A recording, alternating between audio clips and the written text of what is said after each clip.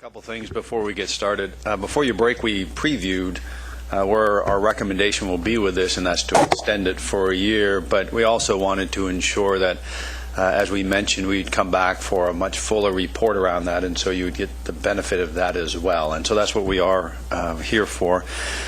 Also, Michael Wist is, for 9 months, will be doing what we call a career development position at another place within the city, and we do that periodically with employees, particularly those that are stars or rising stars, and Michael is one of those, and so it's an opportunity for him to broaden his horizons on some things. And so as we do that, another one of our, as you know, talented employees, Stephanie, will be figuring out how to sort of replace that talent as we continue to have conversations about housing and homelessness and a variety of topics over the next many months. So just wanted to let you know that Michael's with us today, but you won't be seeing him at the table as we have those conversations through the fall. So with that, I'll turn it over to the both of you. Great. Go ahead. Okay, thanks. Well, good afternoon, Mayor and Council. As John mentioned, today I'm here to discuss Opportunity Village Eugene. On December 10th of 2012, Council passed a motion to authorize the City Manager to take the steps necessary to locate a pilot program for a low-cost microhousing project for homeless individuals at the city-owned property located at 111 North Garfield for a period ending October 1st, 2014.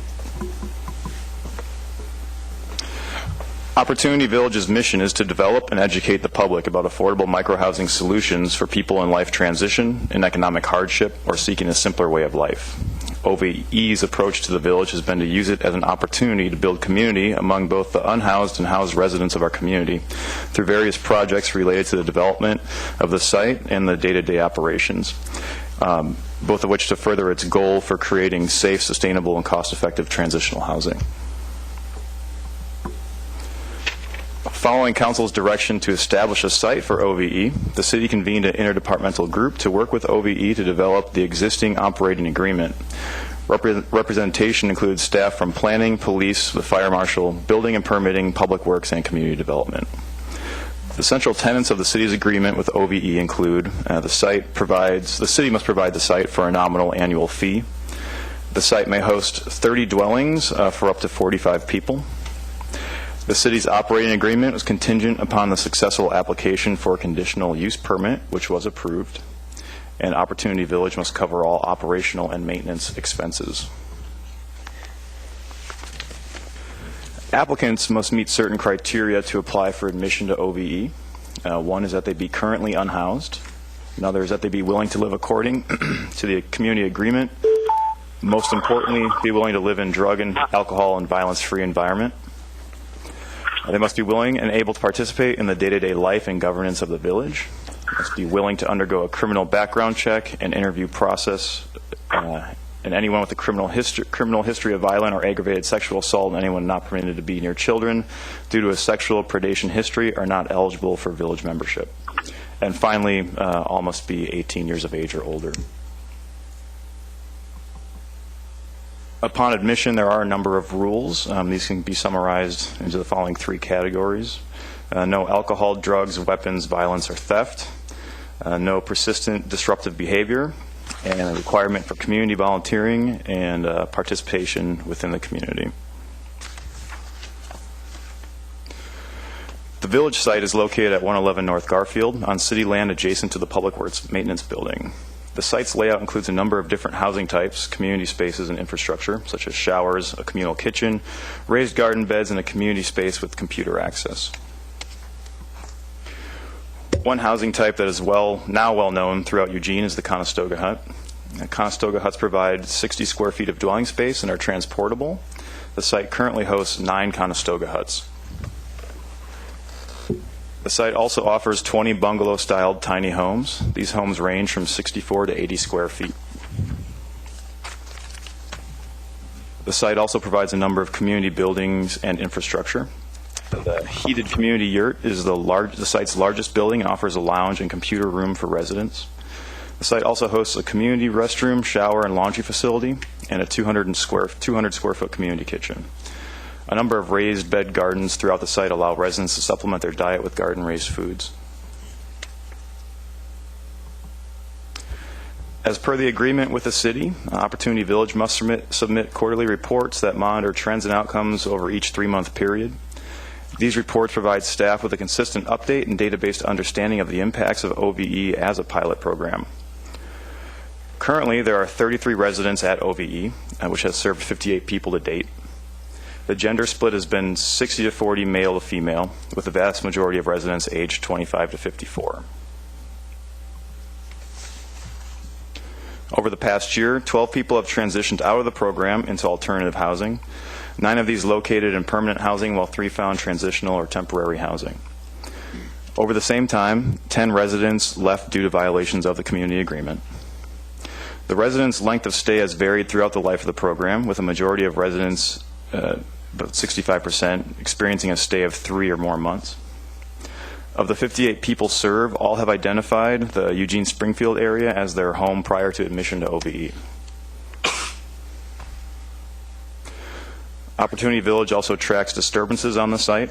Disturbances may vary from minor infractions of resident commitments, and the vast majority are resolved by OVE community using conflict mediation practices. Over the past year, OVE has requested police assistance for just 5 disturbances. The program has attracted a considerable attention locally, regionally, and nationally, and has recently been highlighted by CNN as a Better by Design for reinventing shared spaces. Many other communities, such as Madison, Wisconsin, and Austin, Texas, have developed programs modeled after Opportunity Village. Additionally, the city has received positive feedback related to the operation of OVE from surrounding neighborhood groups and residents.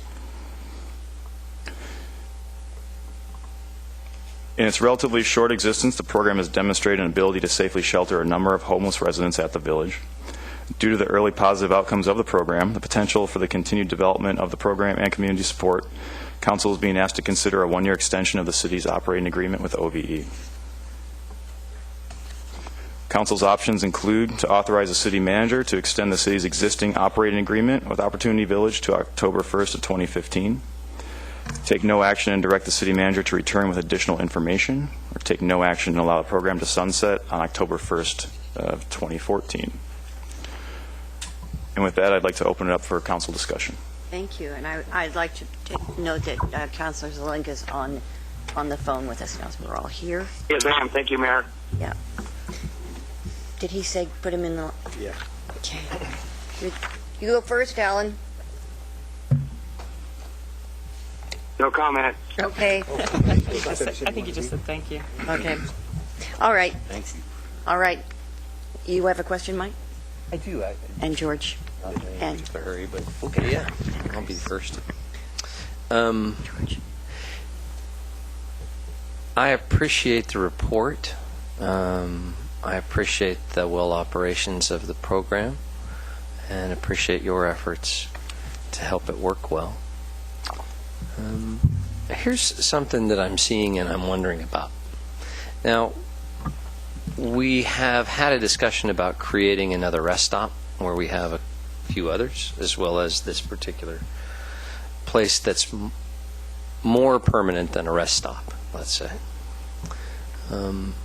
As a solution, as a cost-effective solution in the community for a vast problem, I'd repeat what the manager said, that both of you are rising stars and I am sure paid appropriately for. Why is it wise for us to spend more money at a city level on this while shelter care is closing sites and decreasing due to budgetary concerns? Why is it wiser for the city to be doing more where the nonprofit serving folks in a similar way is able to do less? Why is that wiser? Can anyone answer me that? I don't know if it's wiser. That's kind of my point. We can choose what we do here, whether we support shelter care more or whether we take on more efforts, and that's what I'm trying to determine. What's wiser?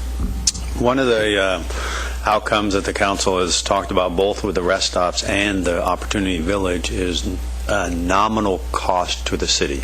And so what you will find in this particular piece, which is the model, we've donated a piece of land for the period of time. Other than that, our actual out-of-pocket costs have been pretty nominal. Obviously, we're tracking some data and things like that. And So I think from a city perspective, there isn't a lot of cost to that. From a community perspective, why the community chooses to support this, they may or may not support shelter care. I think there are different parts of the demographic of people that are in need, whether they would go to shelter care or stay in this effort, for example. So I think it's a trade-off that the community continually makes on where they choose to put their resources. But as a city organization, these are very low cost for us from our budget. Well, I appreciate that. I'm not sure this is working. Oh, it's red. It's not. I don't think this is working well, but in any event, my point is that I'd like to see us doing the most efficient thing, as we don't have resources, obviously, to address the wider scale problem as effectively as we'd like. I see this, I want to make sure that the city is doing the things we're good at, and that the nonprofit agencies that serve this are being supported they do best. Just could use some guidance, I suppose, from staff and from the manager on the wisdom. George? Thanks, Mayor. Thank you for the report. I think that it shows that this model is working really well, and I've visited on many occasions and I'm very impressed with the way that the camp looks, the cleanliness, the order, the tidiness, and the way that people self-regulate the premises. And I just think it's fabulous. I mean, 5 police visits in a whole year. That's and they were called in by the residents because there was a problem they possibly could have handled on their own, but they chose not to use violence, and which is good, and then asked the police to come and handle it properly. It's my guess that if those 58 people were out camping and homeless, truly homeless, didn't even have this place to stay, there would have been many more police visits, and that's a huge cost to the city. Police visits, arrests, jail time, court time. People are healthier when they have a dry place to stay. There'd be many more unpaid for visits to the hospital. So this is great, and I think that we need to. I know we're working on it, but I think we should expand this, and we should definitely work with the county and the state, and have more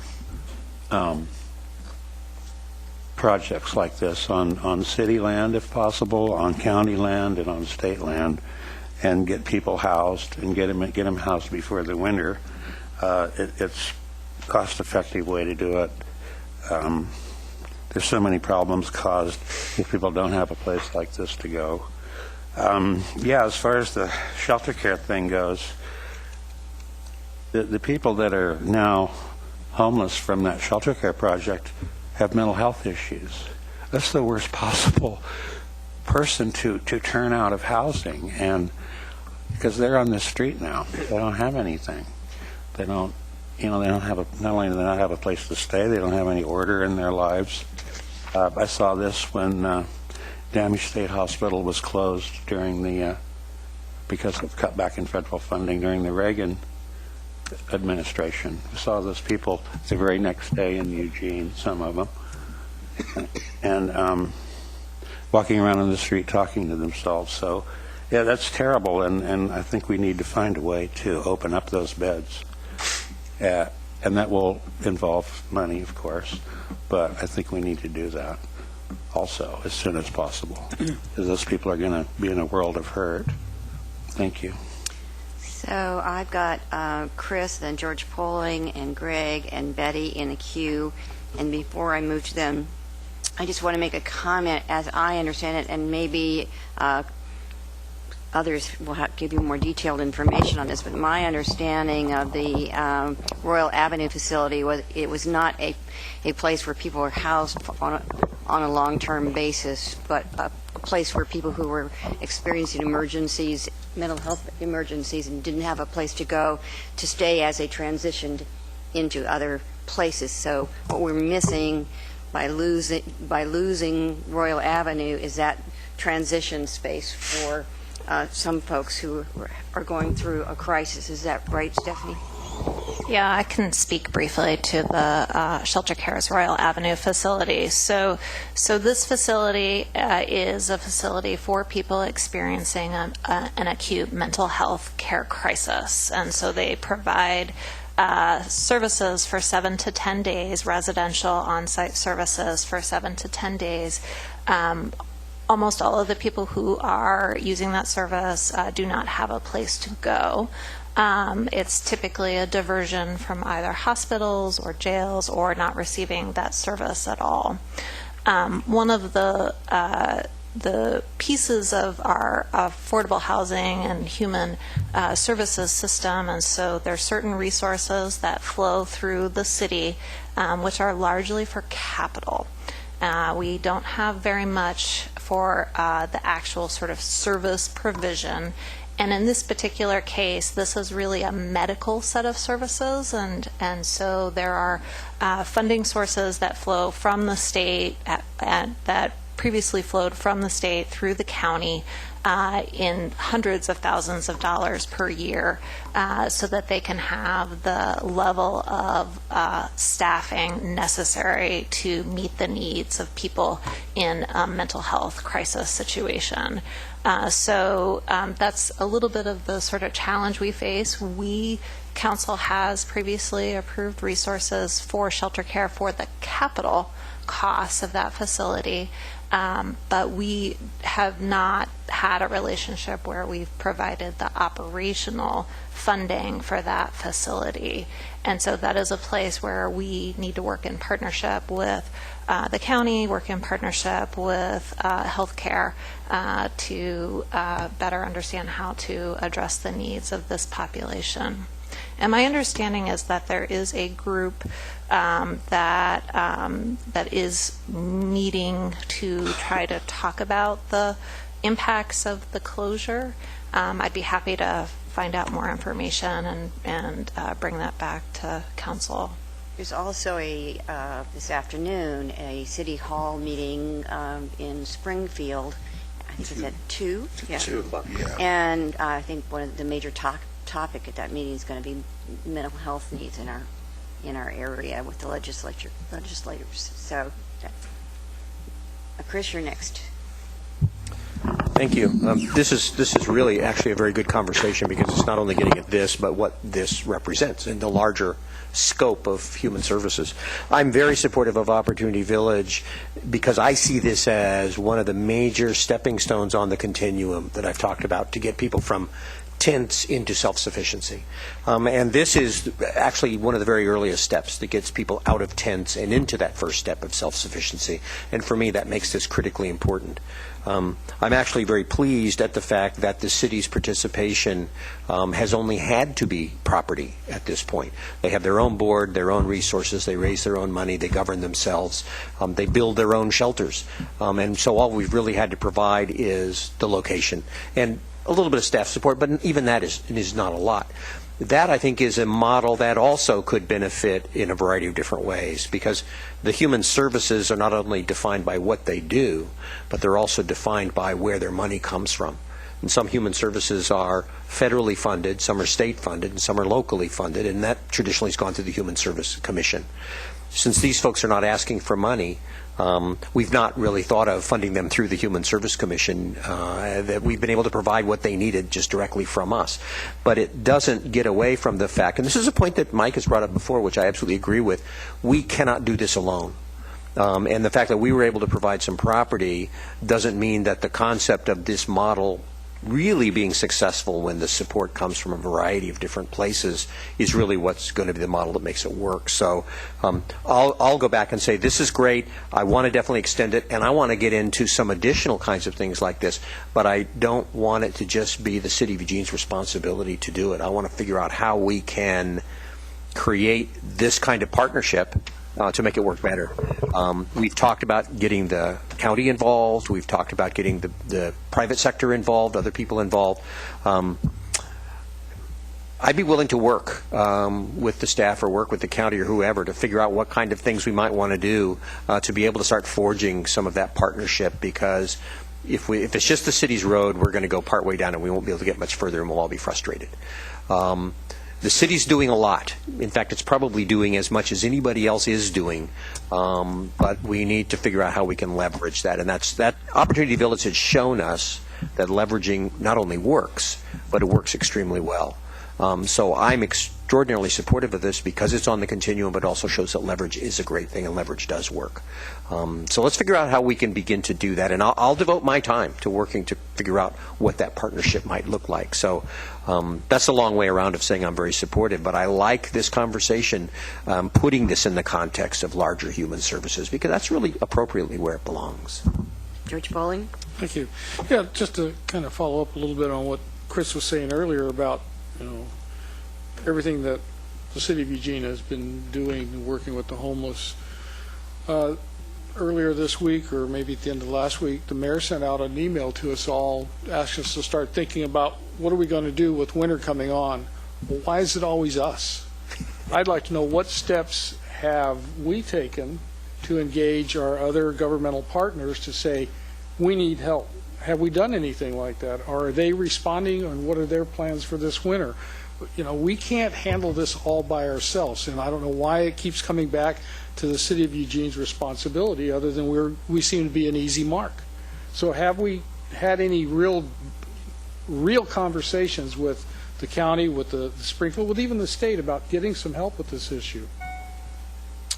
I can address a little bit of that. Feel free to weigh in. As far as I know, none with the state, so I would say that.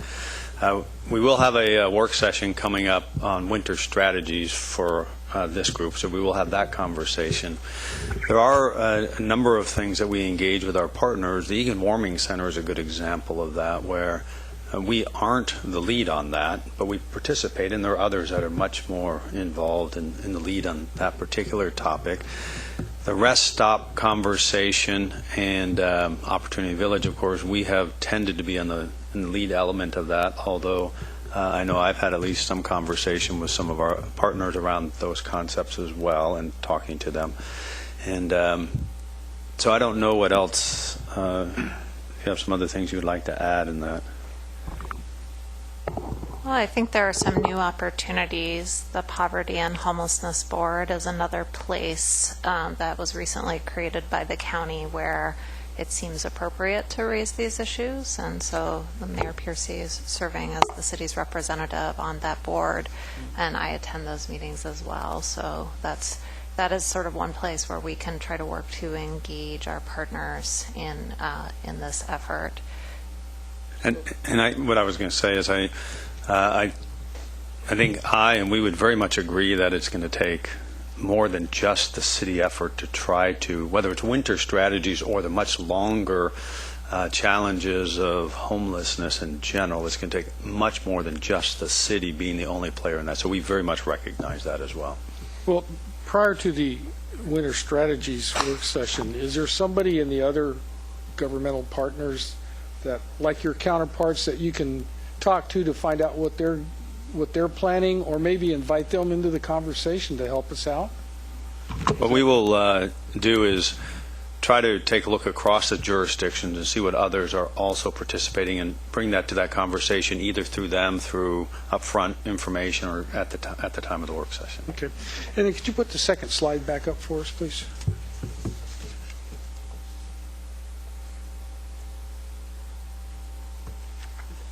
Who or what is responsible for that statement? That's their mission statement. Okay. I guess I'm a little bit confused, because I thought the whole purpose of this Opportunity Village was to deal with the homeless, the truly homeless people. And it sounds good, except for the very last part of that. And I'll read it. It says, to develop and educate the public about affordable micro-housing solutions for people in life transitions and economic hardships, or seeking a simpler way of life. To me, that's not helping a truly homeless person. That's looking for somebody that, for whatever reason, does not want to take part in mainstream life and kind of step back and withdraw from life altogether. So to me, unless I'm misinterpreting that, to me, it should stop, there should be a period right after an economic hardship. But since this is not our goal or objective, it's the Opportunity Village goals and objectives, I have to question, are we really truly helping the homeless with this project, or is it just making somebody's life a little simpler? I can address that because one of the admission criteria, the first one is that they be currently unhoused. We could talk to them about the accuracy of their mission statement, but And we don't track or require them to have only certain lengths of stays. So, as there was one slide, some are less than a month, some have been there the entire 12 months, and there may be some that are there the entire 24 months. We don't regulate the time length of stay. Yeah, and my concern with this particular the Opportunity Village is not the length of stay, as opposed to the rest stops. What my concern is about this statement is that last phrase, in making it, seeking a simpler way of life. So, before I call on Greg, I just want to follow your question. So we've had one meeting of the county's Poverty and Homeless Board, and I posed the same question to them that I did to us about how are we going to get ready for winter. I know that Pearl has been working on gathering information on all the different kinds of services that are offered from the county and across the system, and asked us to do this, to add out what we're doing to the list. And you'll have a complete list of what everybody's doing all over the place to deal with this issue, and then they're going to identify the gaps and try to figure out how we're going to go after the gaps. So that's and they are thinking both short-term and long-term. So it's just beginning. People are hopeful, but we'll know more as we move along. So. I think, and just to, not to belabor the point, but one of the things I do think is a positive out of that is some of that conversation is shifting towards that intergovernmental body as opposed to just resting with us. And I think that's part of what the council has talked about in the past is how do we ensure that some of that conversation is a broader conversation, not just us. And so that actually is occurring through that. But I do think it's going to take a little bit of time to... Yeah.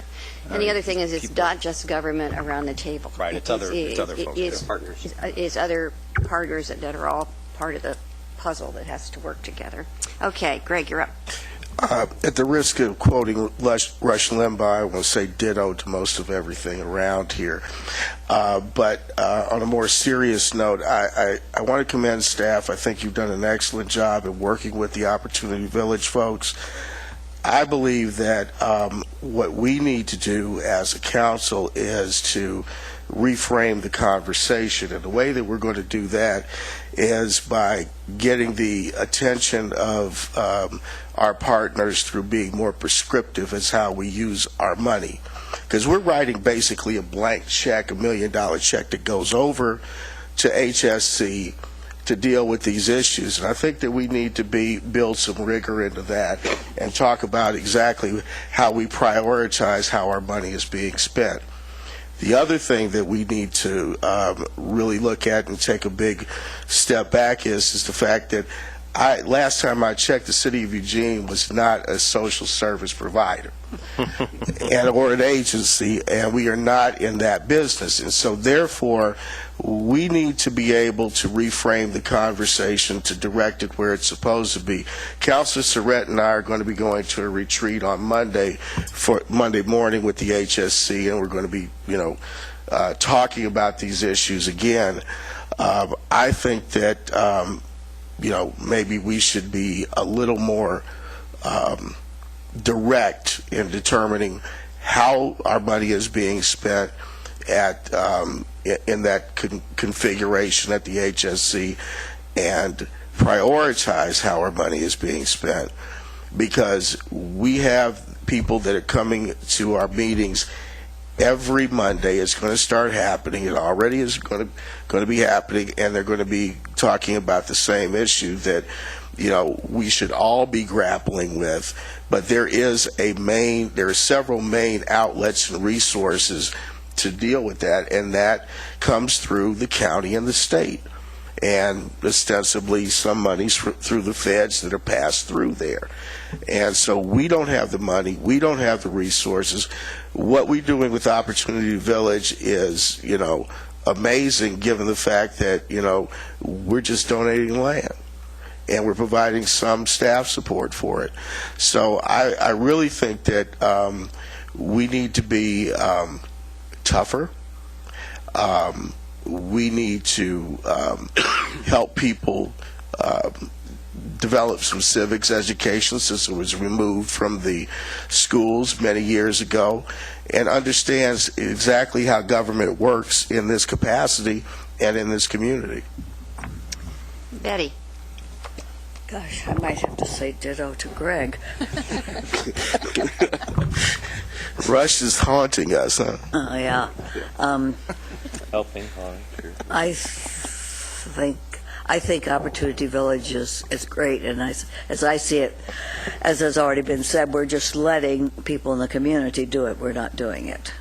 And we've given them permission to do it on city land, and I think that's good, but we do need, as other people have said too, actually it should be a state matter rather than local. And one thing I like about it is the transitional part. I think that's what I like about sponsors, is they have transitional housing and help people to move on to some other place. I would like it if our subsidized housing were transitional, actually. When people are better able, that they would move on and let someone else stay in the subsidized housing. I think a big need we have that we can do something about maybe is single room occupancy. When we have federal funds, if we would spend it on that, where people have a room, a place to sleep, and a bathroom down the hall. I was interested in what George Poley said about a simpler way of life. When I looked at that, I thought, I could live there temporarily. It sounded like camping, especially when you have a laundry room and a big yurt to go and get warm. It sounded quite good. But one thing, I think the October 1st deadline is not a good time. It's been said before, but it's the beginning of winter, almost.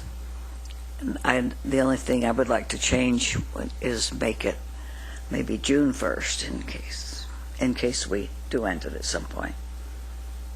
But October 1st is no time to say, you got to go find a place. Thank you. Claire. Thank you. Thanks for the presentation on the village. So I think it's important to remind ourselves that this was a pilot project that we established in response to folks in the community, but also to provide us with a way to test different ways to increase our temporary housing options without redistributing funds that were already going to provide housing, because we didn't have new funding that we could do that with. So I've really seen this as us creating a new framework for nonprofits, as Betty said, for people to take on for themselves, to take on this work in new ways. And I definitely share the frustration folks are expressing about needing to get our partners on board. And in terms of the larger issue of homelessness, really looking at regional solutions, because it is a regional or a state or even a national issue. So I'm on board with that. But I don't necessarily want this project to be seen as less than or taking resources away from other things that we might be doing, because it's such a different model. And we aren't particularly burdened by spending a lot of city dollars. So correct me if I'm wrong, but in terms of staff support, the staff support is really to make sure that the folks who are running the village are able to meet their obligations to the city, as opposed to you are not providing any services to the residents at Opportunity Village. Is that correct? Yeah. So sometimes when folks talk about this program out in the city, they complain that we're spending all these resources on Opportunity Village, when in fact we are really spending very little resources on it, and it's the folks at the village and the community that supports them that's really putting the resources in there. It would be great, actually, if we could, as maybe an addendum to this update, get an estimate of what the city has spent, which may not be very much, but it might be good to attach a dollar figure to that since this program has started. So I don't see this as doing this or the kind of housing that Shelter Care or St. Vincent de Paul provides. I think it's this and those other ways, because we were trying to be creative. I think for the city, I would look at this program in terms of how we've saved resources by not having those 45 folks living in our parks or along our riverbanks or in other places where they create other impacts and cost the city dollars that were not programmed for those purposes. So I prefer to look at it in that cost-benefit way. So I did have a couple of questions. In talking about the rest stops, but also I think about this, I'm wondering if you might be able to provide a recommendation on how we could create some specific metrics or measurements for the program for the Opportunity Village, the rest stop, and maybe even car camping, so we could look at kind of return on investment or cost-benefit analysis with some data. And then I also noticed we had data in our packet, but you collect a lot more from the village that you didn't actually offer us in our packet, so that might be of interest as well. Thanks. Alan, did you have anything you wanted to say? No, at this time, Mayor. Thank you. Okay. You want to,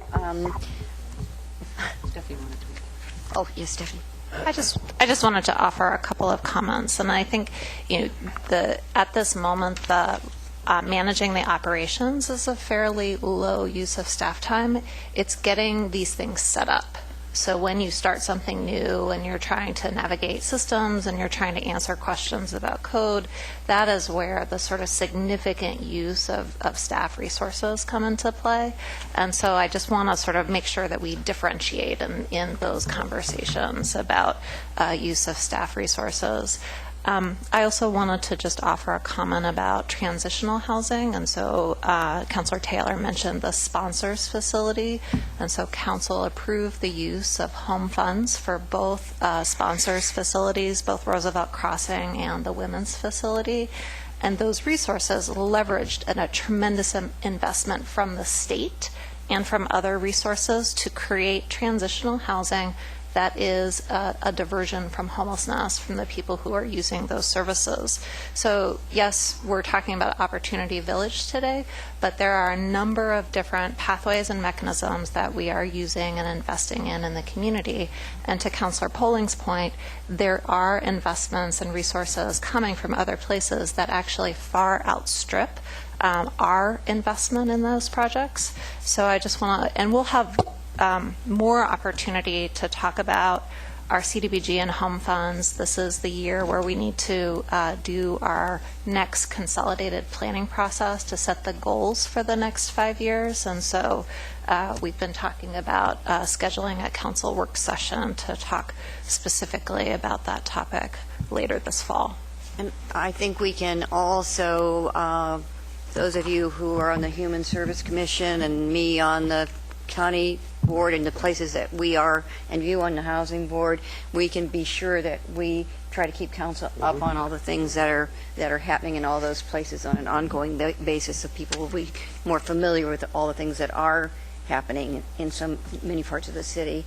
And the one thing I wanted to respond to is another thing that's coming along. They're not asking us for anything except if we don't have any land anywhere, but that's Dan Bryant's effort to create a tiny housing village, more permanent micro-housing village, and that's sort of the next step up. And that concept, which they're wrestling with now, is actually in their heads. It's kind of like micro-housing SRO, because it's small units with shared bathrooms and shared facilities. So that's the conversation that's underway. I don't know where it's going. It's going to take a while. They have a lot of work to do, but they're working hard on it, and we'll be in conversation with them and see how that unfolds within all the other things that are going on. So you want to put the motion on the table? Oh, Mike has another question. Yeah, Mike first. Yeah. Thank you. Go ahead and put the motion on. I'll speak because I'm going to change the subject. That's just ever so slightly. Go ahead and put the motion on if you want, and we can go from there. I'll speak after. That's fine. So that I move to authorize the city manager to extend the city's existing operating agreement with Opportunity Village, Eugene, to October 1st, 2015. Second. Moved and seconded. Betty? Okay. Oh, you want to talk now? Yeah, no. Then Betty. I will say that I intend to support the motion. I'm fine with us extending for another year. It seems to make sense, but I want to talk about this in context of my previous remarks and some of the things that a lot of people said. One of the issues that's difficult for me serving on council is that we have so many conversations in a vacuum. We talk about things, there are so many things to deal with, and there's so little time, and we end up having a conversation without connecting dots as effectively as I wish we could. The mayor has asked us via email to consider how we might, as winter is approaching, how we might address some of these larger issues of homelessness that we are all always considering in a new way now that the weather's beginning to change. And as has been said by everybody, by me, by Greg, by Claire, by everyone, we can, certainly by what George just said, we can't effectively address this situation and the problem, again, effectively, without working together with our partners. Here's where we connect the dots. I have difficulty with saying that without actually figuring out what we're going to do about that. Now, I'm going to risk being controversial.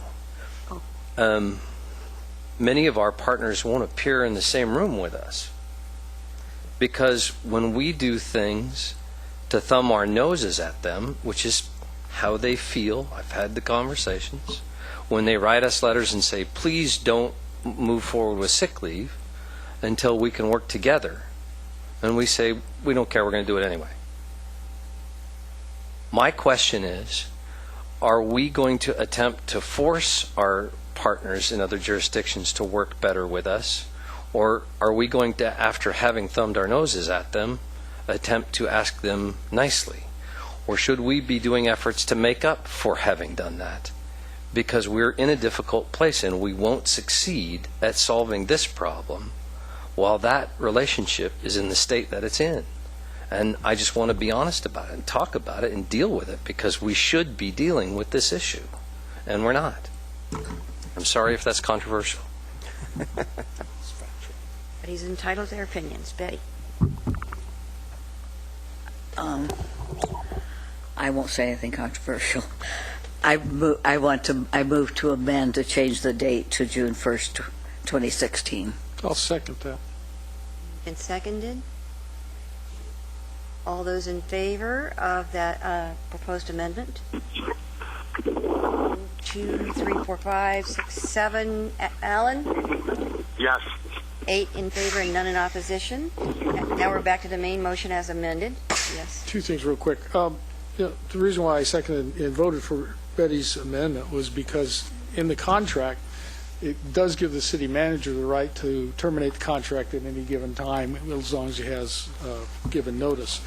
The other part in the contract, and I'm not a legal person, but it goes back to the slide that I had up, is key services in section 4.2. So city grants the contractor the right to operate the village for the specific and sole purpose of providing temporary shelter to persons who cannot locate safe and affordable permanent housing and are otherwise homeless. To me, that says we're dealing with homeless people that have no, it's not their fault they're homeless. And again, I'm going to go back to that statement of, or seeking a simpler way of life, they're just wanting to check out. So how does that affect the contract and their wording of their mission statement, or whatever they want to call that? How does that affect each other? I'm looking at Glenn. And you can get back to me with that if you want. I'll get back to you.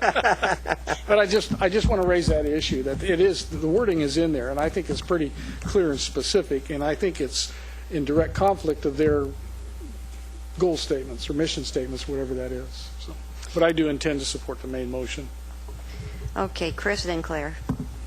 Yeah, just quickly, I really appreciate the point that Mike brought up, because I don't think it's controversy as much as it's concern. And we want to be concerned, do we maintain good working relationships with our partners? And so what I'll do is I'll say this is my hope. And my hope is that we as a council and our colleagues on the commission and others are professional enough public servants that we don't let an issue damage the partnership or the relationship. That, of course, we're going to disagree on issues. There's always going to be an issue that we're going to maybe agree or maybe disagree on. This is how I'm trying to approach it, and this is how I've approached it with my colleagues, both on the council and on the commission, is we may disagree on a particular issue, but I don't let it damage all the other things that we have to work on. And I've talked to at least 3 other county commissioners, and they have agreed that we don't want to let that get in the way, because we know that there is a lot of work to do. And we may be unhappy with them over things, they may be unhappy with us over things, but we don't let it get in the way of our long-term relationship. So I appreciate it as a concern, and I think it's something we always want to work on. We never want to thumb our nose at anybody. If they feel that way, that I don't think hopefully was not the intention, not on my part. And I don't want me to feel like they're thumbing their nose at us when they do certain things, when they pass measures. I don't take it as them thumbing their nose at us. And I think that's the basis on which we can have a good relationship. So it's not that I'm arguing or disagreeing as much as I'm saying, yeah, it's a concern. We always need to be aware of our relationship with our partners, but I am going to approach our relationship as we'll disagree on an issue, but we will still be partners, and I will approach them that way. And it's a hope, because I don't know for sure, but it's a hope that on an issue such as this one, it's an important issue. It's one that affects both of our constituencies, since they overlap, and is really more than what we should feel on any one issue. So I'll be hopeful that we can work on it. But to your point, we need to have a solid work plan. We can't go on talking about it as something we want to do, which we've done several times. That's why I offered to help. If we want to come up with an actual work plan for how we might start making that partnership work, I'm willing to devote time to it, because I'm ready, like you are, to say, yeah, we've talked about this a lot. We've talked about wanting partners. We've talked about wanting to have friends. Let's do a work plan. Let's actually come up with some actual steps, and I'll work to do that with my partners, because I still want to work with them. Claire. Thank you. Well, I actually raised my hand to respond to see if I could clarify a little bit for Councillor Polling, but to what Councillor Clark said, I would actually have characterized the fallout from the paid sick leave in a completely different way from the way Councillor Clark did. So I don't even know that is warranted of a response. So I guess when I read this statement from Opportunity Village, I really see this as a vision for their project rather than an operational statement of how they are running the village itself. So, just as someone who works in the world of mission statements and vision statements and having to put a goal on every kind of paper that you create. So, in terms of how they're operating the village, they are requiring that folks be currently homeless when they apply to be there. So they're not taking in people who've decided to downsize and sell their home of many years to come and live in a cottage with no plumbing. So I don't know if that informs Glenn's look at this, but that's how I took this statement when it was put up on the board. Okay, and my only comment is that I have been in numerous meetings with some of my commissioner colleagues, and I haven't seen any indication that we can't work together in MPC, ACT, many other places. Okay, so we're ready to vote on this, on the motion as amended. All those in favor, please indicate. 1, 2, it's 7. Alan? I think he got cut off earlier. Yes. Yes. He's still Okay, 8. None in opposition. It passes. Thank you, and thank you for the report. Appreciate it very much. Now we're going to move into a regional economic prosperity update. I'll just turn over to Denny. Give us a presentation. What's that? Thank you. What we'd like to do today is provide an update on one of our regional prosperity economic development efforts, and it's a process that we've called the Big Look. So what is the Big Look? Really, it's a comprehensive look, a big look at the economic development services that were formerly provided by the Lane Metro Partnership, and more specifically an effort to align those services with many of our regional prosperity goals. There are 5 primary partners in that effort: Eugene, Springfield, Lane County, and the 2 chambers of commerce, the Eugene Chamber and the Springfield Chamber. We put together a team of 17. The mayor, the city manager, and myself were at the table representing the city of Eugene, and we worked very closely with a consultant that we collectively hired to kind of shepherd us through that process. It truly was a partnership in that it's pretty clear that not one of those single partners was actually in charge. We really actually worked on this together throughout the process. It's really important just to start off with and recognize that this is just a piece of our overall regional prosperity efforts. It really wasn't intended to replace or consolidate many of our other kind of local and regional economic development programs. We have some really great efforts going on around entrepreneurship and job training and local small business assistance, and we're really clearly doing some things really well in that regards. So the Big Look really was kind of a gap analysis, looking at the total service delivery, economic development delivery system, and try to figure out what the gaps are, look at what we're maybe not doing well, what we're maybe not doing at all or not doing enough of, and really trying to focus in on that gap. The process kind of looked at best practices, looked at the whole regional service delivery system, particularly around traded sector recruitment, retention, and expansion. We looked at regional goals. The goal really was to mold a strategy and partnership to best fit our regional objectives. And today what I really would like to do is just kind of give you an overview of the process, talk a little bit about the strategies that came out of this work, and a little bit about the next steps. The Big Look process, again, we contracted with a consultant. In this case, it's TADZO, Allison Larson, who's an economic development consultant who has a lot of experience across the country working with cities to kind of craft and mold their economic development programs.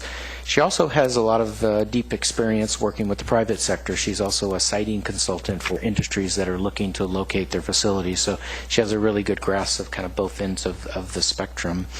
There is a draft strategy. We included that in your packet, which I would really kind of view as the roadmap for the partners to kind of reestablish these regional economic development services. And again, those would be services that kind of fill a gap in our regional economy. Before we get too much into the strategies, I just want to kind of first give you an overview of kind of how we got there. The Big Look process looked at best practices and strategies. We looked at many models around the country. We looked at many cities. We looked at how these economic development organizations, which we call EDOs, how they're structured. There's private models, there's public models, there's private-public models. We looked at funding, sources, and targeted amounts. We looked at comparables. We built kind of a budget around kind of what are some of our needs as we define them. We looked at the board composure for such an entity, the number, the mix. Looked at a range of programs and services that are typically offered by these EDOs.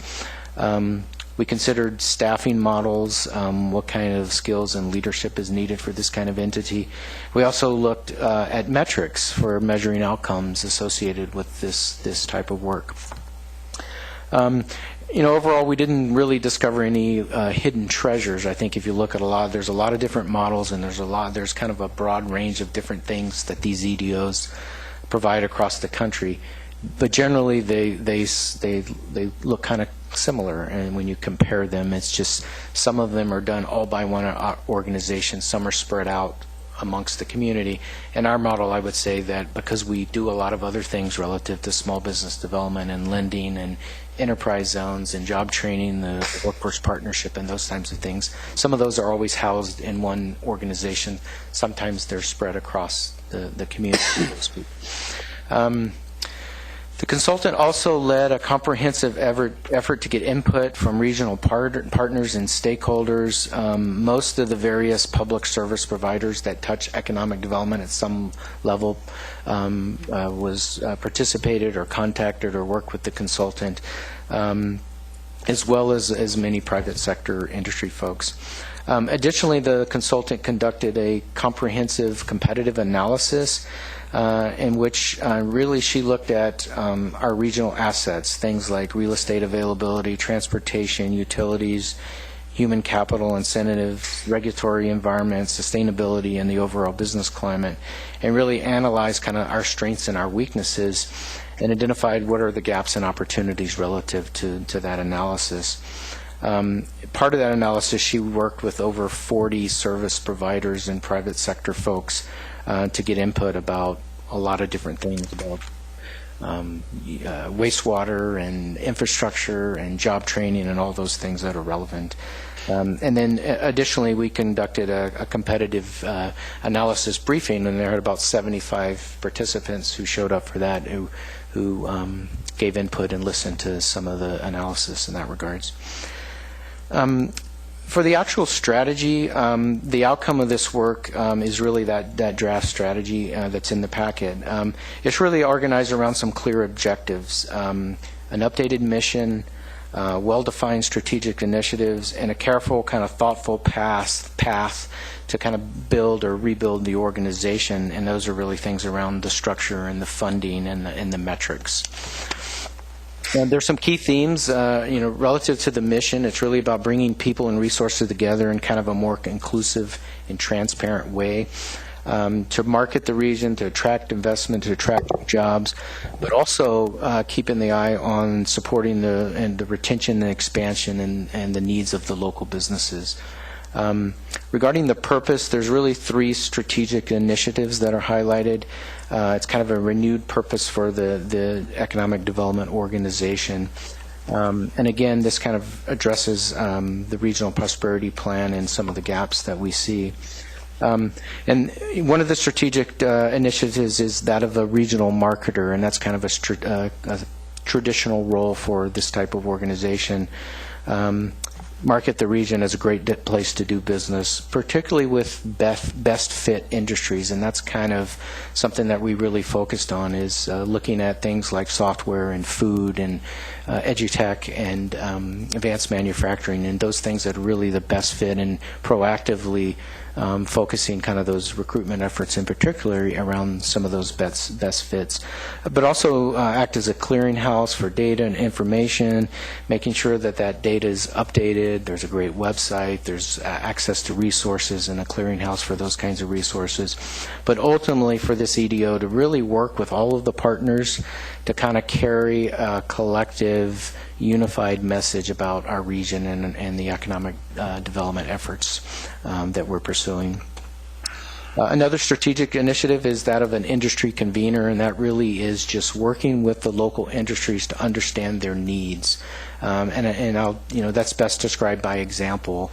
If food industry is one of our target industries, having someone that convenes that industry, understand what their needs are around infrastructure, what types of facilities, and making sure that we're all working in partnership to meet the needs of those industries. The final kind of strategic theme is that of a partner convener, and that really is an entity that will work with all of the partners to, again, create a unified message, a unified strategy about regarding economic development.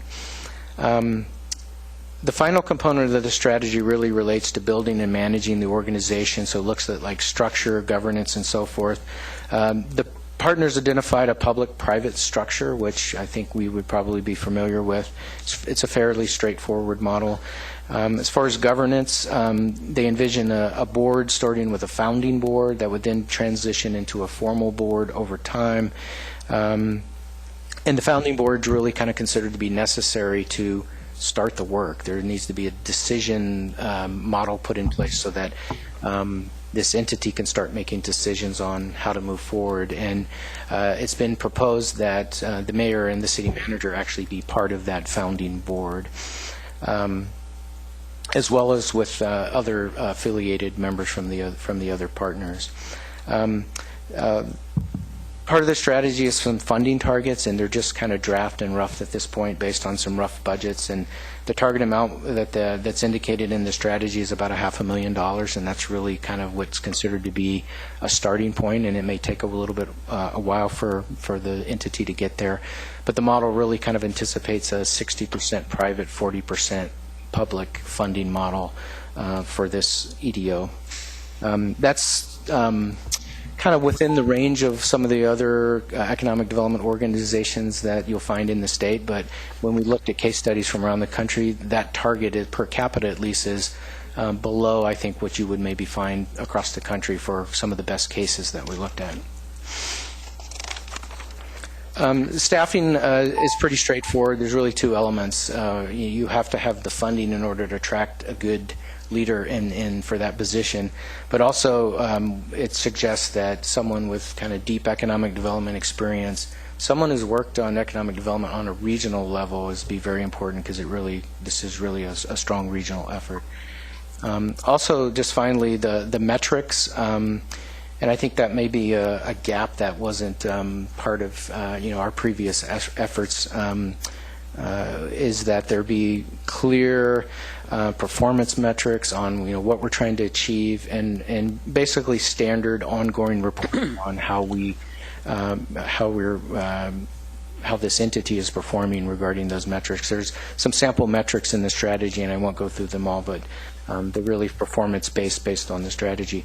As far as the next step, the Lane Metro Partnership Board, what remains thereof, is expected to reconvene later this week, and it's really a handoff of sorts, and the handoff being the appointment of a new kind of founding board that would transition to some permanent board in the future.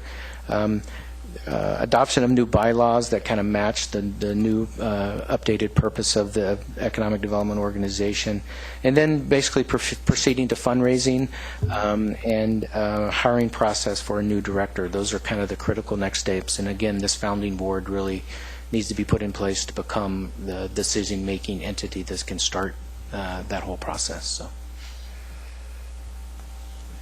Finished? I'm done. Okay.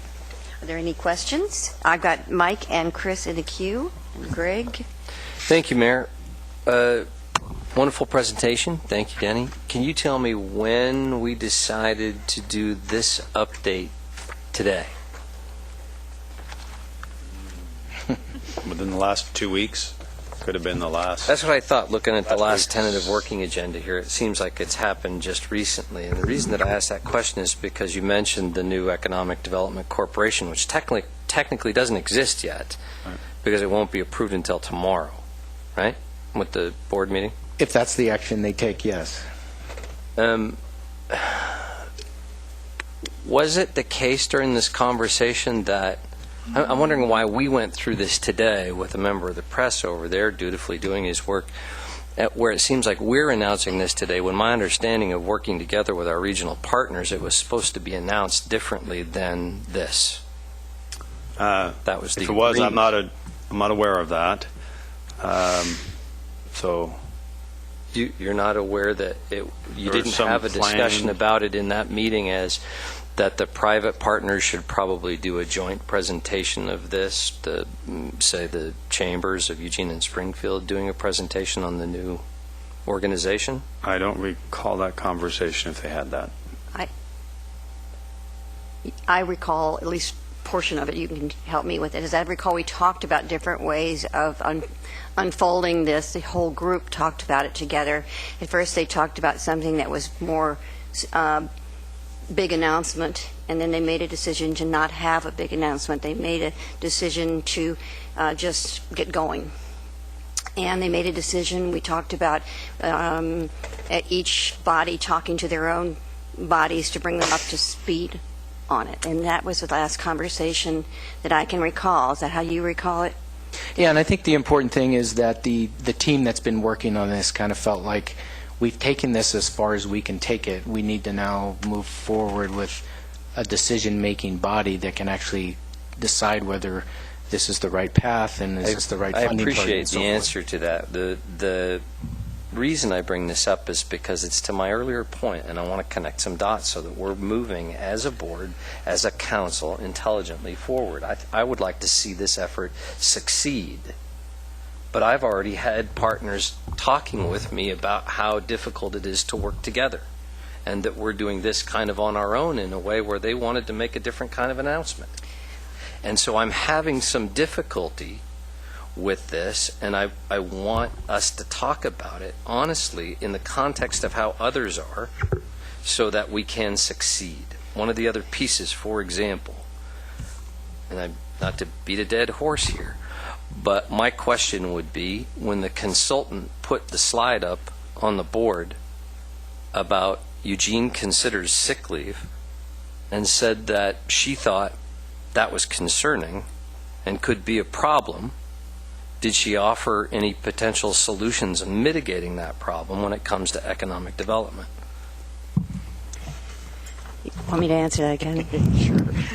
So again, I want to reiterate that the entire group that was represented by Springfield and by the county and by the chambers made a decision together about how they were going to roll this out and who we were going to talk to first. And one of the conversations we had was about having this conversation with our council to be sure they were up to speed before we rolled it out. So everybody was aware, and we had that conversation. In terms of the consultant's comment, what she said is she showed the headline in the paper, and as I recall, what she said was this will cause some concern on the parts of some people, but I don't really think you want to attract anybody to your community that doesn't pay sick leave. I would agree with you, Mayor, about that. I think it's a wise thing to do, but I think the point that she made was the mandatory nature of it can cause concern, as was the case in the conversations and was the case of our partners, and that's my point. Well, maybe is that someone... I believe we still have some issues to address in order to succeed at regional economic development. And in order to succeed at regional efforts to deal with homelessness, we have fences to mend. That's all I'm trying to say today. Thank you. Mm-hmm. So I just want to be, before I move on to Chris, I just want to be clear that her comment was she didn't think that was going to cause any issue, and we can move forward. All right. Chris. Economic development has always been an interesting topic. I've been kicking around this subject for probably close to 30 years, all the way back to Council on Economic Development in Oregon, Lane Economic Foundation, Forum, Eugene Springfield Metro Partnership, on and on and on. And each one has gone through that process of saying, why are we here? What are we going to do? What do we want to accomplish? And what are the steps to do it? And I've been involved in, and I've read the different ones that come up. And this one is good in that it builds on the other one, so each one gets better. So I like what you're doing here. And I appreciate that when you're trying to come up with an economic development strategy, you don't want to go with what's trendy or what's the fad at the time. You want to go with what is the reasonable thing that works. And I think each one of these that we do, and the one we've got now, is definitely moving in that direction. And I like the people that are at the table. But anybody who's really good in branding will tell you that branding is more than just a slick ad and a great logo and a nice slogan. That really a good brand is your attitude as much as it is your appearance. And that really kind of gets to where we are right now, is what is our attitude about economic development? Do we really want it? Or do some of us want it and some of us don't, and we send mixed signals?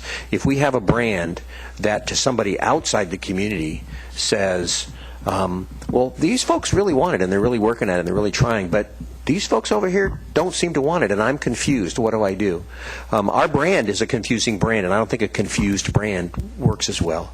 So whatever we're going to alight on for economic development needs to be something that we agree is what we all want, to the degree we can, or is at least something that we can find some sort of cohesion around. I think what you've got here, and I think the reason you did it this way is so we're trying to get as close to that as we can. I think at least the people that came to the table, and my impression is this is what that group agreed was what they wanted to do. And that's the thumbs up part, because that gets you a long way down the road toward creating that attitude, that approach that I think is really the brand we want to convey. And as we begin to move out, we want to make sure that we're not shooting ourselves in the foot by sending mixed or confused signals. And that's really the germ of what I want to get at is we can debate the elements of it internally to try to come up with a good solution, but what we don't want to do is let that spill out and then become the image that we have in the rest of the communities that, well, we want it, but we don't want it. We think we want it, but we don't want it. Or we just send us the money, but don't move here. You know, the old Tom McCall approach. I think we want to be very clear on what we want. Not just us, but all of our partners. We need to be very clear. So that's where we really need to make sure this works together. Great. Thank you, Mayor. I'm going to disagree a little bit with Chris. I think that we want economic development. The question is what that economic development is going to look like, because we need jobs, we need commerce, we need people to come in here and people who already live here to be able to have a thriving economic profile. And one of the things that's frustrated me with us doing this reset with the Metro Partnership, or however we're going to cast it in the new light of the Big Look, is that from a Eugene perspective, and this is my word, I'm going to quote it, and now I might have to go ahead and, copyright it, but I think we need to have a Eugene-centric focus. And I'll tell you why. Because we have had, a number of businesses that have come in here. They've located in Springfield, Coburg, and that's fine. Our people will go work over there, and they will bring their money back to the city. But we need to grow our tax base in this city. And as part of that strategy, I think that we need to be very bullish about Eugene being the place where either you want to locate, or if you're starting a business here, we're ready to get behind you and support you, and we want you to be successful. Okay? The other thing that this report atones for me is going back to some of our facilities deficits in this community. This summer, my daughter's 9 years old. She competes in, tournament level soccer. Most of the time, you know where we go? Salem. Salem has more facilities, better facilities.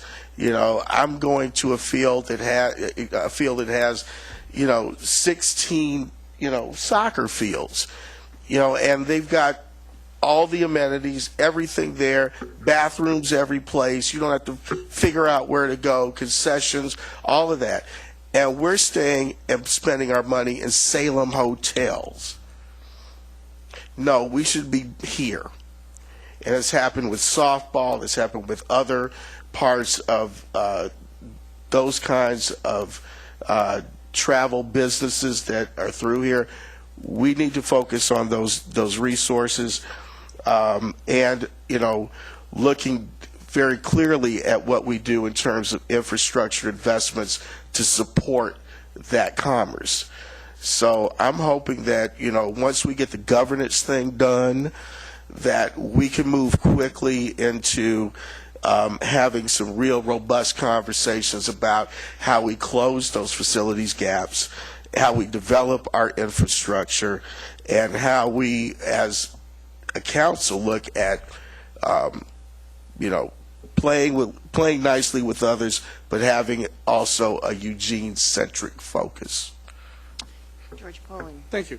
Yeah, there was a lot of work put into this Big Look, and I think if the Lane Metro Partnership Board takes the action that was proposed, it will be a positive step. But we won't know until after the meeting. So this is just a look ahead at what's coming up. Unfortunately, I have to disagree 100% with Greg on the Eugene-centric economic development, that would be the worst thing for us to do. I can guarantee you that the Lane County Economic Development and the old Eugene-Springfield Metro Partnership and Lane Metro Partnership worked as hard for the city of Eugene as they did for Coburg, as they did for Junction City, as they did Florence. Those two organizations did not, and have, to my knowledge, have never put any of the other cities ahead of Eugene when looking at either bringing in new companies or expanding existing companies. The problem with Eugene is perception. The perception that we're anti-business, the fact that the perception our SDCs are higher, the perception that our permitting process is more difficult, and whether they are or not, I don't know, because I haven't gone through that. I went through one permitting process, and that was for expanding the apron on my driveway, and it was simple. Our biggest problem is land availability. We have had a number of companies leave Eugene to go to Springfield or Coburg North because we don't have the land available. So to say it's a Eugene-centric economic development is what we need to go for is wrong, and it'd be just putting us at a bigger disadvantage than we are already. And despite where that company expands or lands, it's going to help the city of Eugene in the long run, because if it's anywhere in the metro area, the people that are going to be working there are going to be living primarily in the metro area, or they're going to be driving in from Veneta or driving in from Junction City.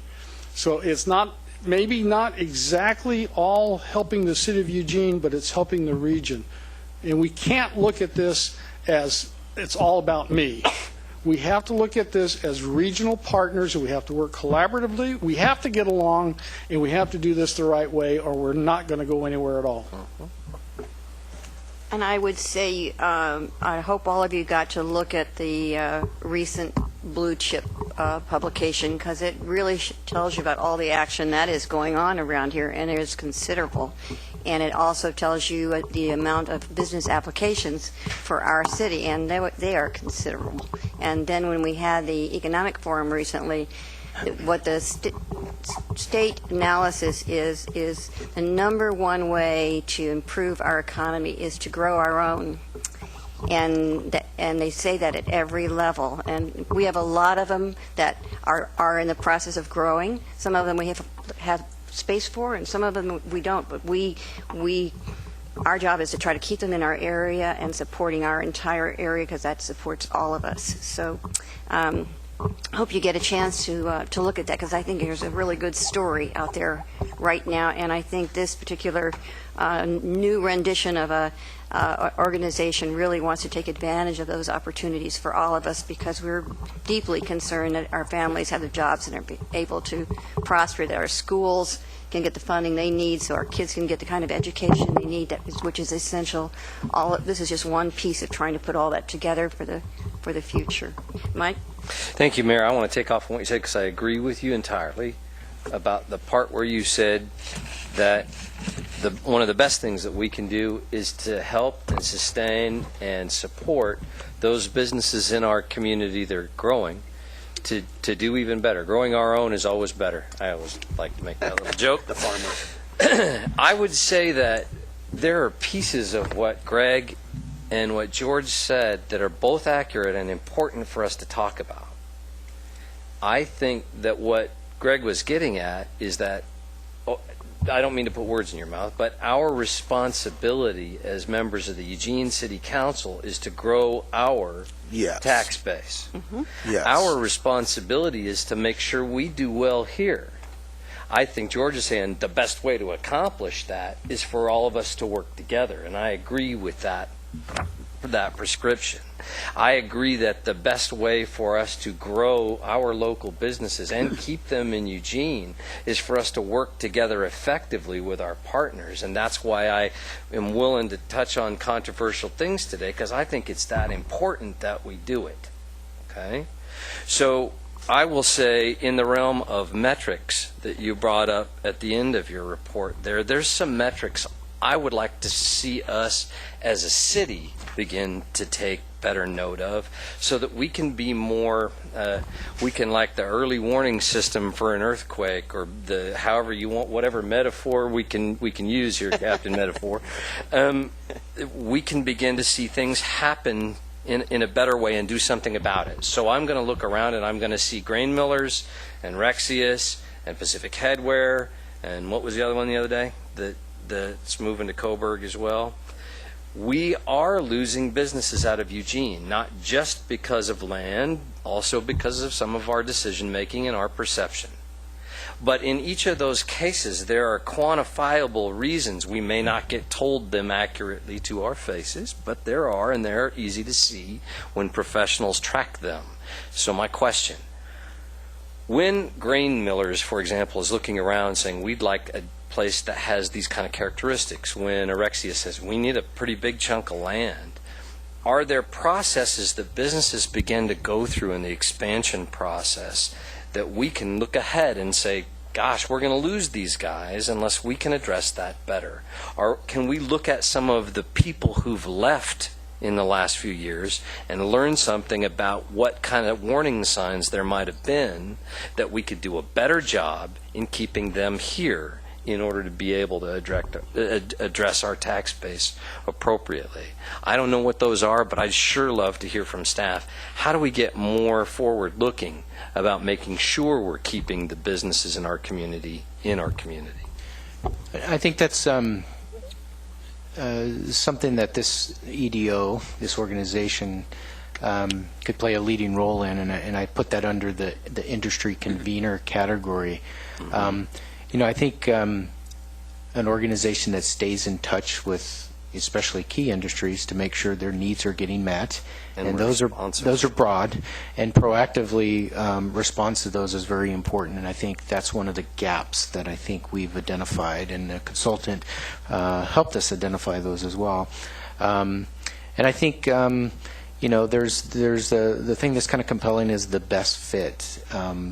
Siting is complicated, and a best fit might be Eugene, it might be Springfield, it might be, and a certain kind of company might be a best fit for us and maybe not a best fit for someone else. So having, and it's complicated, so having an entity that can navigate kind of that best fit equation to really help not only people expand, but locate here and navigate that really complicated system. And whether we like it or not, the government tends to be a barrier in a lot of, because we have rules and codes and wetlands and all the other things that companies have to navigate through, and having a kind of a non-government entity, so to speak, to help them navigate, I think is a really positive thing. Thanks, Dan. Greg? Thanks, Mayor. I want to just respond to George just a little bit. I think that you misconstrued where I was coming from with that. I think that we're on the same page, George, as far as looking at that regional look. My concern, and you pointed out some very clear points about permitting processes, perception management in terms of how Eugene is perceived as being anti-business, are the things that I would want to see us as a council work on turning around, and that we become more attractive to business. As a matter of fact, I talked to a businessman last week who is located in another part of the region, who is actually moving back to Eugene to grow his facility because he found a piece of property that actually was compatible with his needs. So, it's not all bad news in terms of that, but I think that, as we look at the region, one of our obligations as a council is to fly the Eugene flag, to be a champion for this community.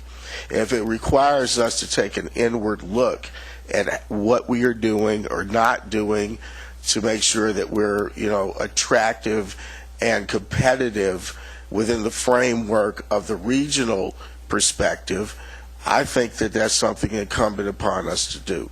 It's what our citizens demand. And, I've talked to a lot of people in my ward and other places in the city, and there's a sense of frustration about Eugene not being that kind of entity is resonant throughout the community. And I think it's maybe more of an underground murmur, but that murmur is rising to a higher level. And I think that we need to be very vigilant about how we position ourselves within the framework of that regional perspective. And so I don't think that we really disagree on a lot of this.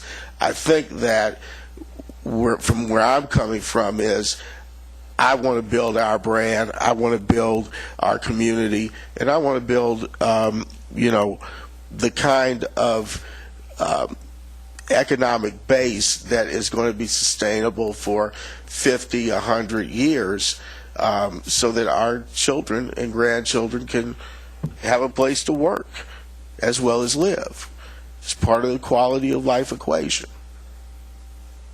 So I think that part of that is recognizing what you do have and talking about what you do have, because if you looked at the blue chip again yesterday, you would see that the highest paying jobs are exactly the ones that are growing here, and that is the edutech software businesses, and they pay the highest salaries of all the things that are out there, and that's a sector that's really growing. Advanced manufacturing isn't your grandpa's manufacturing. It's like bulk handling, and they are doubling and tripling their business in our area. There are just a ton of really good stories to tell about good businesses that are in keeping with our community values that we are building and growing on, and we just need to know what we got and talk about what we've got and build on those things that will provide those jobs you're talking about and that are already wanting to grow here. We just need to keep working with people to do that. We don't have to go out and find them.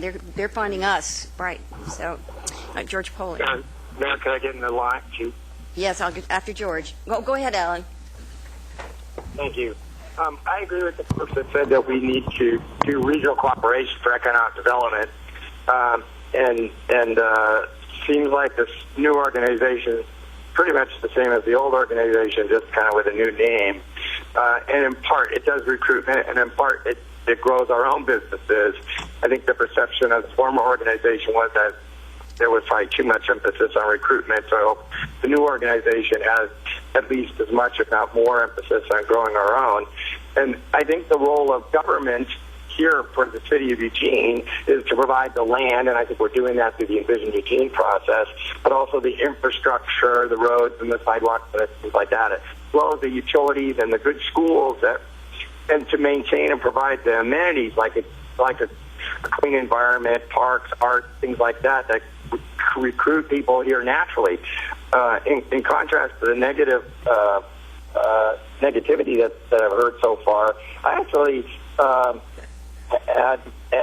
we've had numerous companies that actually come to Eugene and grown their businesses here, and I think Eugene is actually a great place to do business, a great place to raise a family, and I'm really upbeat about our economic future.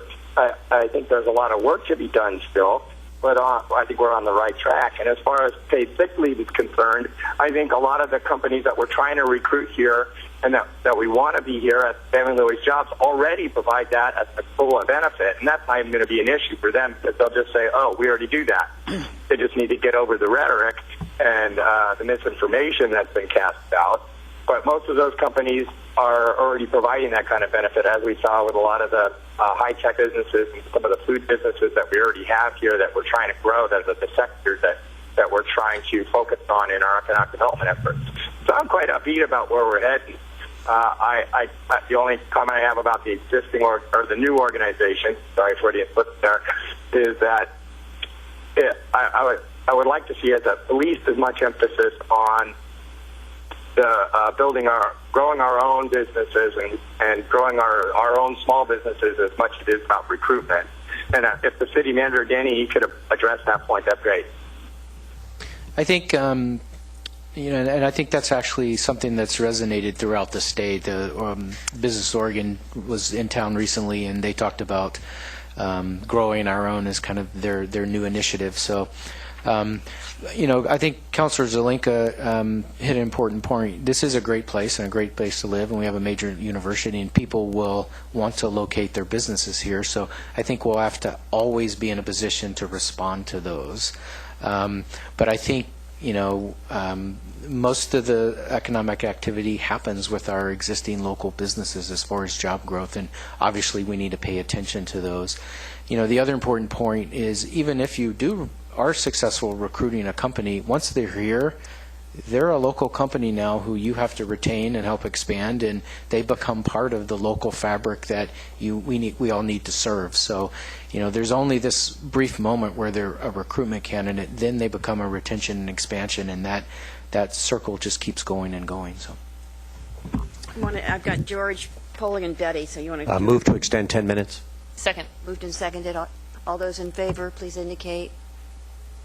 1, 2, 3, 4. Alan? Yes. 5. So everybody. Oh, everybody? I didn't see a lot of hands. All right. Anybody in opposition? Okay. All right. So now George and then Betty. Yeah, one real quick thing is kind of follow up on what Denny said and what other people said as far as local businesses and whether they come in and establish themselves, like he said, they now become our business, our local business, or if it's a homegrown business. When it comes time for expansion, if it's a matter of going to Springfield, leaving Eugene, going to Springfield, going to Coburg, or leaving the state or leaving the county, as a Eugene City Councilor, I will do everything I can to keep them here regionally, and whether it be another city or out in the county, for whatever reason they can't do what they want to do here in Eugene. As a Eugene City Councilor, I will do whatever I can to make sure they stay in the region, because in the long run we all win. All right, Betty. Okay, I think regional is good, and for lots of things, for parks and businesses. But I think I just want to point out that the kind of businesses that we would like to have are ones that pay good wages and are environmentally good. And for those kinds of jobs, what you need is a good education system and a livable community. The parks, recreation, those are the things that cause people to want to live here. And the lack of those things, or deterioration of those things, are the kinds of things that make people want to go elsewhere. We've had people from the university tell us that the first thing people want to know, professors, if they try to recruit, is what's your education system like? And also people from the hospital, when they're trying to recruit doctors, that they want to know if they're in the stage of life where they have children, one of their chief concerns is the educational system. So anything we could do to help improve that would be good. Thank you. Yes. Just real quickly, Mayor, I've appreciated this conversation actually quite a bit, and just to add a couple things to it, I agree one of the more important things we could do is land and vision Eugene. And the sooner we can do that, the sooner there's the possibility of industrial land as well as some other things that come with that. And that is something that we do here, that we do need the land in order to do that. So that's a critical piece. The eWeb development is another piece of that that's coming up that, as we've talked about, is an extremely important piece, not just for the redevelopment at the site, but I think also what that contributes. We still are not where we want to be with processes and whether it's easy or not to work through the system. There are some very difficult codes and ordinances that have been put in place over the years that just make that a challenge. But what I would say is I think there are more better stories than there used to be, but that not all of them are good.